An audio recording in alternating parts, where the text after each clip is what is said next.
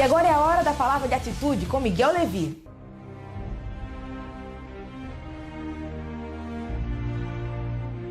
O Brasil, mais uma vez, está passando por uma fase muito especial na sua história.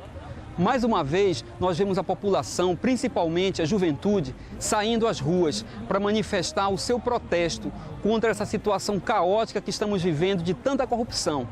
Nesse momento, é muito importante todos perguntarem o que precisamos para que essa manifestação, que esse protesto seja mais efetivo, que dê mais resultados. E às vezes a gente pergunta, nós precisamos de um grande grito ou nós precisamos ter uma voz nesse momento? É sobre isso que eu quero falar com você. Essa é a palavra de atitude que eu tenho para você neste dia. Como cristãos, o grande ponto que nós temos nesse momento é questionar o nosso posicionamento em relação a como vamos conviver com isso.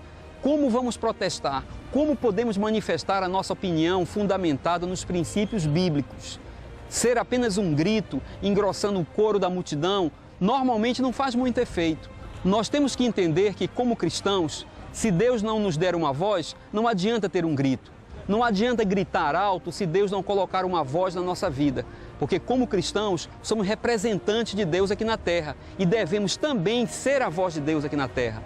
A Bíblia fala que o profeta João Batista foi levantado em um tempo muito delicado também, onde as pessoas estavam movidas por corrupção, onde até um complô foi colocado, levantado contra ele, para que ele não assumisse o sumo sacerdócio na época. E o que nós vemos de mais interessante, que João Batista foi conhecido como a voz que estava esbravejando no deserto, falando e protestando contra a situação da época. Mas o grande detalhe dessa situação é que João Batista não era apenas um grito no deserto. João Batista não era apenas uma voz no deserto.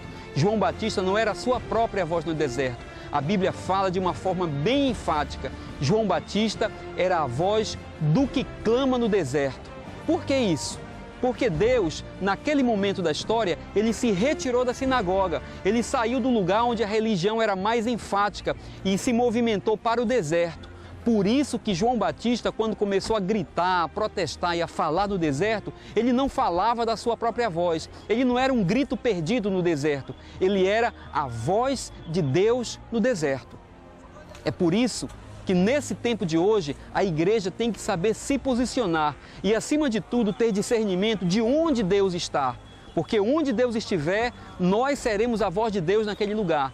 Deus, pela sua palavra, sempre vai se levantar contra a injustiça, contra a corrupção, contra roubo, contra qualquer tipo de desigualdade que venha prejudicar o homem. Então nós temos que entender, se estamos engrossando um coro, que seja a voz de Deus, que a igreja está se posicionando como uma voz de Deus no meio de toda essa situação. Hoje, o Brasil precisa que a igreja seja a voz profética de Deus, falando de uma maneira clara a respeito de justiça e a respeito de igualdade. Então hoje, para você que está aqui ouvindo e perguntando como a igreja vai se posicionar, eu quero dizer para você que você não pode pensar em apenas gritar no meio da multidão.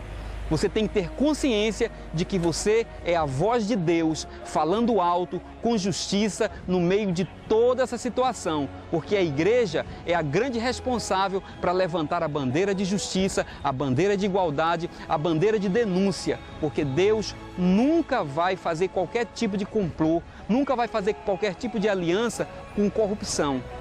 A sua verdade e a sua justiça vão prevalecer e a nossa voz, como homens, como mulheres, como uma igreja de atitude, devem ser a voz de Deus, falando bem alto a sua vontade para o nosso país nesse tempo.